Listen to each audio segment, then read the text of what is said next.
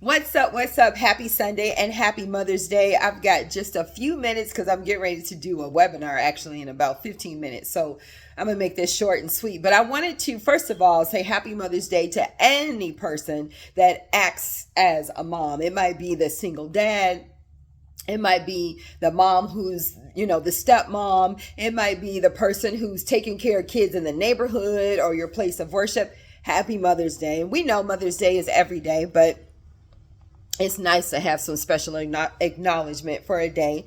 And so today my house is nice and quiet. I've got candles lit in every room. And y'all know, if you saw my stories or my reel, that was not the case yesterday, right? We were wrapping up a religious holiday. And so my house was full. All my kids were here with the exception of the oldest one who lives out of state. So he wasn't able to make it. But he was greatly missed, but the wives were here. Like I said before, all the grandkids, 2 of my kids are married. I'm saying it like all my kids are married. 2 of my kids are married. So, they were here along with their wives. There were toys, bikes, bubbles, candy everywhere. Thanks to that piñata.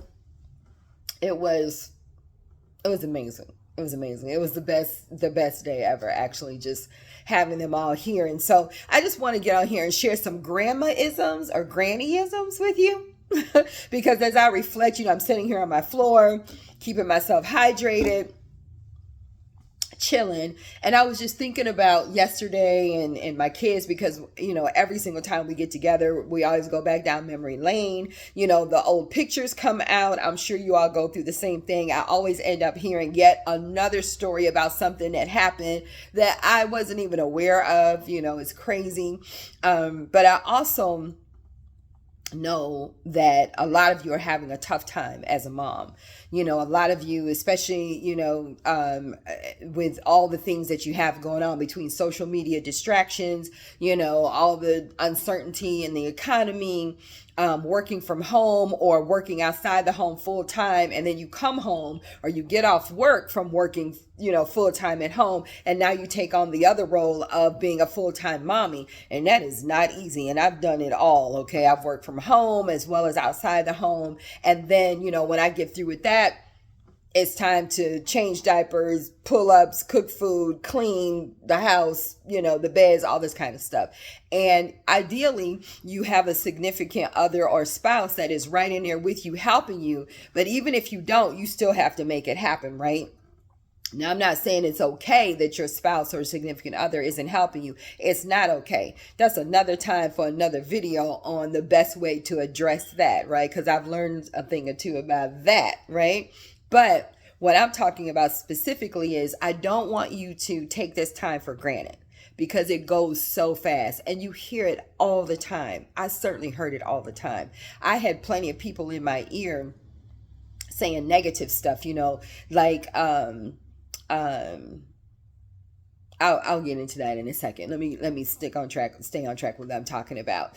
These years go so fast. It's unreal that I'm 58 years old and I've got children from the ages of 28 to almost 38 years old, and that I have 5 grandchildren. It seems like it was just yesterday, okay? So I want to challenge you to be fully present. Don't rush these years away. Don't, and I know when your babies are little, you're like, oh my God, I can't wait for them I'll be glad when they can walk. I'll be glad when they can talk. I'll be glad when they go to school. I'll be glad when this.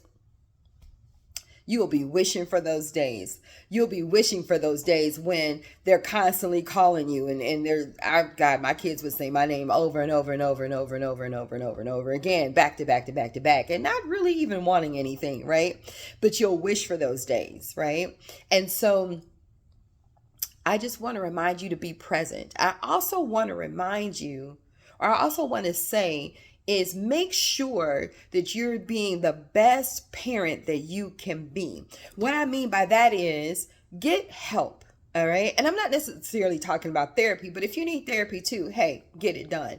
But what I'm referring to is don't try to make everything look perfect on the outside. I did that for a number of years. I wanted to make sure everything looked perfect, whatever perfect meant. So I did not get outside help, and I should have. I did not. And what I mean by that is outside help. I'm not necessarily talking about a maid, even though that would have been nice, but that wasn't in the financial cards. But I mean, I didn't talk to people that had great families where I could ask them, hey, how do you handle this? And how do you handle that? And what are you doing to set your children up for success? What kind of things are you doing?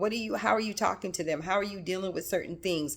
I just didn't do that for whatever reason, and maybe some of it was because I didn't have good examples in my life. I had some, but not all. But even those good examples that I had in my life, I didn't open my mouth, to ask for help, to ask for suggestions, to ask for guidance. Don't be that person that does that. What books are you reading? Are you reading books on parenting? It has to go far beyond just your religious books, right? It's great to read the Quran. It's great to read the Bible, or any other book that you have. Yes, you can gain amazing wisdom and amazing knowledge from there. But I'm also talking about the practical day-to-day things that you need to do to become a better parent. Because, if you don't do this, if you don't read books on how to become a better parent, if you don't listen to podcasts and YouTube videos and really seek out people that have real knowledge and real wealth, real positivity in their life to help you become the best parent that you can be, the best woman that you can be, you're going to repeat all those things that you swore you would never repeat from your upbringing. It's happening every time, because what you have without doing those things that I mentioned is your subconscious mind. And your subconscious mind is way stronger than your conscious mind, right? Everything that you do and think about, 95% of your mind is subconscious. So that means only 5% is the conscious mind. So you have to reprogram yourself. Don't let your pride stop you from reprogramming yourself, right? It's never too late to begin again. It's never too late to become a better parent. You can become a better parent than you were 5 minutes ago just by implementing something new. You cannot be that person that you don't want to be, that person, I should say, that is regretful. Is another thing that I'm so grateful for is that I was always happy about every single pregnancy. Every time I found out I was pregnant, I was always happy, and it wasn't always in the best circumstances. So I don't even know how I knew this, but I never let my circumstances, my finances, my relationship with my husband, because I've been married twice. I think most of y'all know that. The first 2 children are from my first marriage, and the last 3 children are from my second marriage.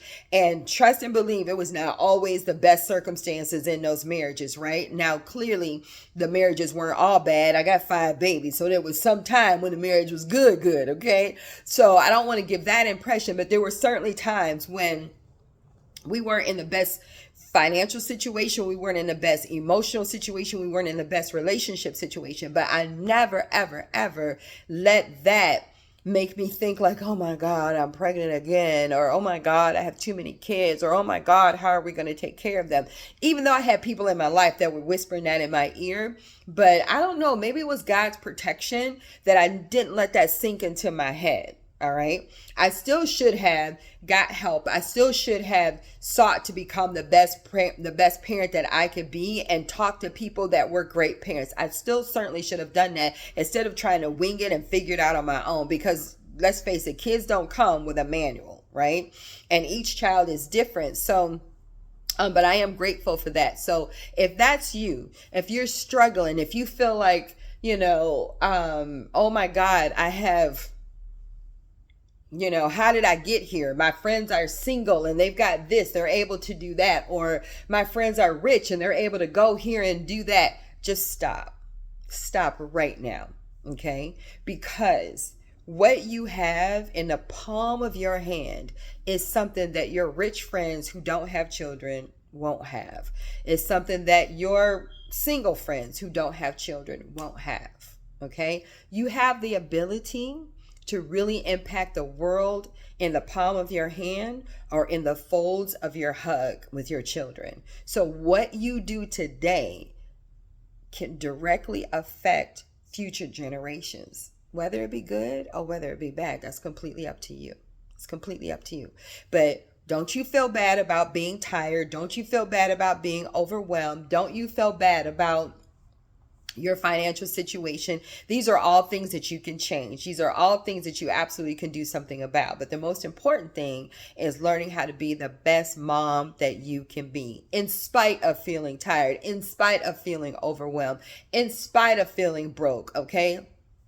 Learn to be the best mom that you can possibly be. Learn to be the best woman that you can be. If you're married, learn to be the best wife that you can be. If you're in a significant relationship, learn to be the best significant partner that you can be, because if you have children, this will directly affect them one way or the other. Okay, so again, just a little bit of grannyisms that hopefully you can take some value from and really really implement, because I'll tell you, one of the best things that you can do as I get ready to wrap this up is be present with your children. I thank God that I did not have all this social media distraction when my kids were little, not because of my kids, but because of me.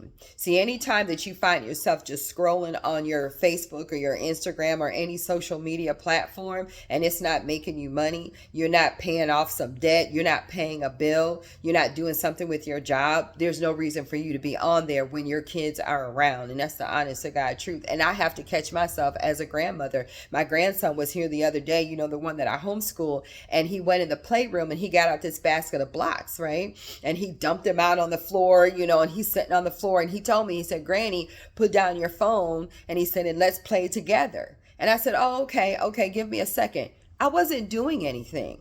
I was just scrolling, maybe liking or commenting or something. But I said, "Give me just a second," right? And he repeated it. And when he repeated it, if that had been my own kids, I would have probably, be honest with you, I probably would have yelled. I said, "Just a minute, I'm on the phone," right? But I didn't even think to yell at him. That's the advantage of being a grandmother too. But I was just like, you know what? He's absolutely right. I'm here with him. He's here with me. Why am I sitting up here liking somebody's post? That picture is going to be there when he's gone. That picture is going to be there when your kids go to bed. Okay, that picture is going to be there. But that time with that child is not going to be there for long. They're only going to be 5 for so long. They're only going to be 7 one time. They're only going to be 2 years old one time.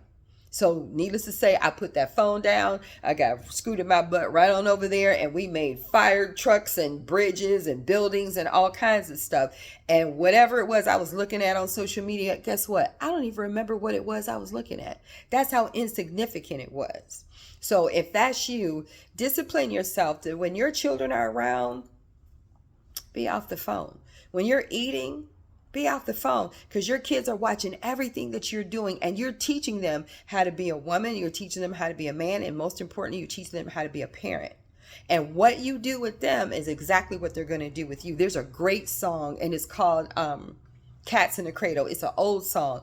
You should look up that song and listen to it, but do it with the lyrics so you know it, because it's a song that talks about how the son ends up doing his dad exactly the way that he done him. So some of y'all may not want to listen to that song, but you need to listen to that song. Okay. So with that being said, I need to run. I got to go and get on this webinar. You all have an amazing day. Enjoy your Sunday. Mother's Day is every day. So make sure you enjoy yourself every day. Make sure you do the best that you can be to be the best version of you, so that you can absolutely be the best parent that you can, because you only get this opportunity one time. Even if you've got 5 kids, you still only get the opportunity to parent them one time. So make it count. Peace.